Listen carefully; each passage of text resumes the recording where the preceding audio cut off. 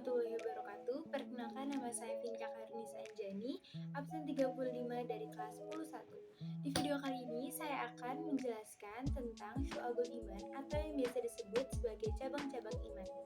Terdapat 6 pilar keimanan atau yang biasa kita sebut sebagai rukun iman. Di antaranya yang pertama adalah iman kepada Allah Subhanahu wa taala, yang kedua adalah iman kepada rasul-rasulnya, yang ketiga adalah iman kepada malaikat-malaikatnya, yang keempat adalah iman kepada kitab-kitabnya, yang kelima adalah iman kepada hari akhir atau hari kiamat, dan yang terakhir adalah iman kepada qada dan qadar. Nah, menurut Syekh Muhammad Nawawi bin Umar Al-Jawi, iman yang terdiri dari 6 pilar tersebut memiliki beberapa bagian atau unsur dan perilaku yang dapat menambah amal manusia bila dilakukan semuanya. Namun, jika ditinggalkannya, maka berkuranglah amal manusia itu. Nah, terdapat 77 cabang iman, di mana setiap cabang merupakan amalan atau perbuatan yang harus dilakukan oleh seseorang yang mengakui bahwa dirinya beriman atau orang yang mukmin. 77 cabang itulah yang disebut dengan syu'abul iman. Bila mana 77 cabang amalan tersebut dilakukan seluruhnya, maka sempurnalah imannya. Namun, jika ditinggalkan, maka berkuranglah juga kesempurnaan imannya.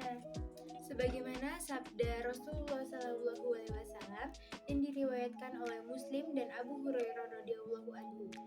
An Abi Hurairah radhiyallahu anhu qala Rasulullah sallallahu alaihi wasallam, al-imanu bid'un wa sab'una aw bid'un wa sittuna syu'batan fa afdaluha qawlu la ilaha illallah wa adnaha imatatul adza 'anit tariqi wal haya'u syu'batun minal iman. Yang artinya dari Abu Hurairah radhiyallahu anhu berkata bahwa Rasulullah shallallahu alaihi wasallam bersabda, iman itu 77 lebih cabangnya. Yang paling utama adalah mengucapkan la ilaha illallah, dan yang paling kurang adalah menyingkirkan apa yang akan menghalangi orang di jalan. Dan malu itu termasuk salah satu dari cabang iman. Selanjutnya saya akan menjelaskan tentang macam-macam syu'abul iman. Terdapat beberapa ahli hadis yang menulis risalah mengenai syu'abul iman atau cabang-cabang iman. Di antara para ahli hadis tersebut adalah yang pertama, Imam Baihaqi radhiyallahu anhu yang menuliskan kitab Syu'abul Iman. Yang kedua adalah Abu Abdillah Halimi radhiyallahu anhu dalam kitab Fawaidul Minhaj. Yang ketiga adalah Syekh Abdul Jalil radhiyallahu anhu dalam kitab Syu'abul Iman. Dan yang terakhir adalah Imam Abu Hatim radhiyallahu anhu dalam kitab Wasful Iman wa Syubuhu. Para ahli hadis ini menjelaskan dan merangkum 77 cabang keimanan tersebut menjadi 3 bagian atau golongan berdasarkan pada hadis Ibnu Majah berikut ini.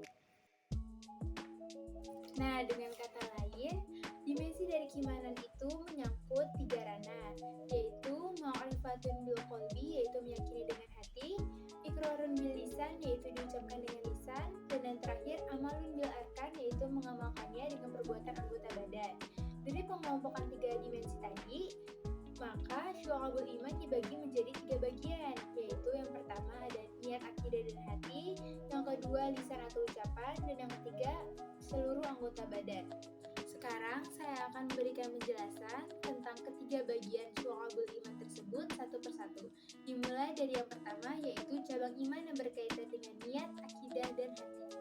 Karena pusat keyakinan seseorang adalah hati, maka orang yang beriman yaitu orang yang di dalam hatinya, di setiap ucapannya, dan pada segala tindakannya adalah sama. Sehingga dapat diartikan bahwa orang yang beriman adalah orang yang jujur, memiliki prinsip, pandangan, dan sikap hidup yang teguh.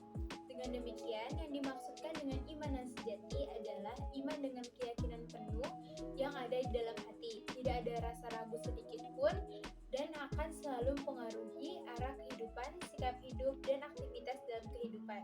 Sebagaimana disebutkan dalam firman Allah Subhanahu wa taala dalam Quran surat Ibrahim ayat 27 berikut ini.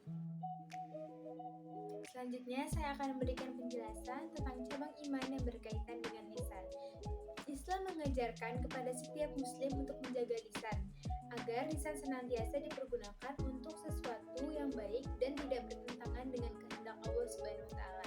Tentang hal tersebut Rasulullah SAW bersabda, "Di urusan orang yang berakal muncul dari baik hati nuraninya, sehingga ketika ia hendak berbicara, terlebih dahulu ia akan kembali ke hati nuraninya. Apabila pembicaraannya bermanfaat baginya, maka ia berbicara, dan apabila dapat berbahaya, maka ia menahan diri. Sementara hati orang yang bodoh terletak pada mulutnya, dan ia berbicara apa saja sesuai yang ia kehendaki. Hadis riwayat Bukhari dan Muslim.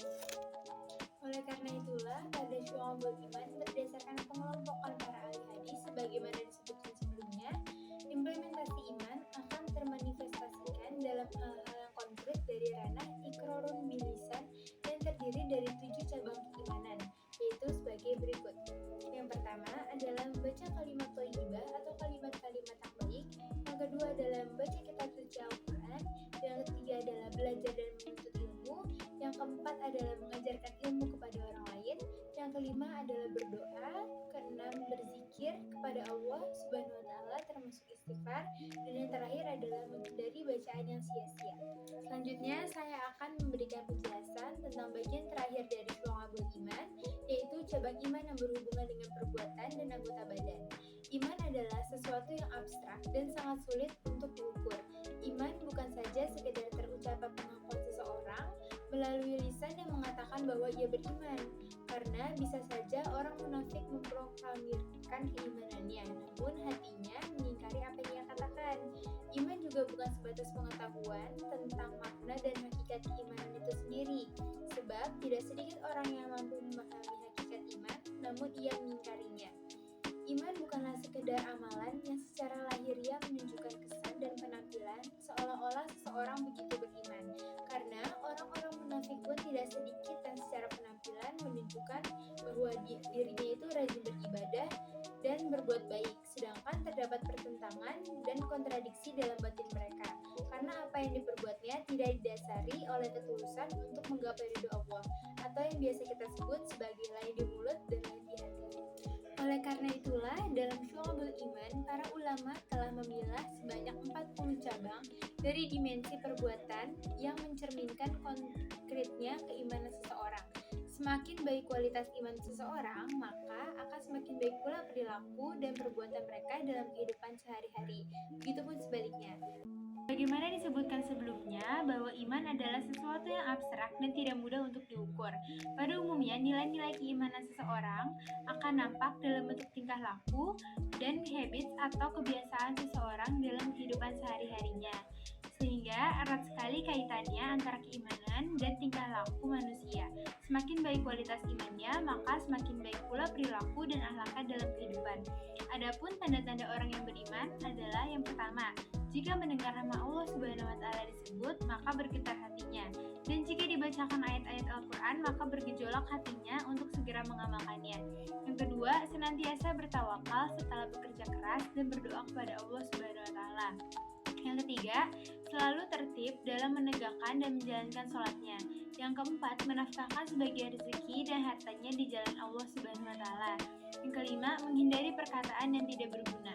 Yang keenam, memelihara amanah dan menepati janji. Dan yang ketujuh, berjihad di jalan Allah dengan jiwa dan harta yang dimilikinya. Perkembangan dunia global cenderung membawa masyarakat terjebak pada perilaku hedonis, yaitu pandangan hidup yang menganggap bahwa seseorang akan bahagia dengan mencari kebahagiaan sebanyak-banyaknya dan melupakan hal-hal yang menyakitkan bagi mereka.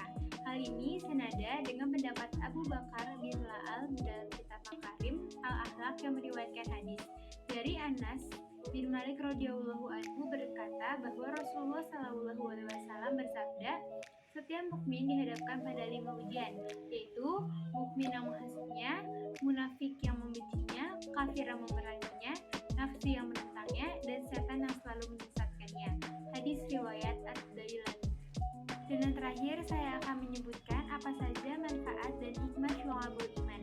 Yang pertama, iman akan menghilangkan sifat kepercayaan manusia terhadap makhluk. Yang kedua, iman menanamkan sikap tidak takut menghadapi kematian. Yang ketiga, iman akan membuat seorang mukmin memiliki jiwa yang tenang. Yang keempat, iman mewujudkan kehidupan yang lebih baik dan berkualitas.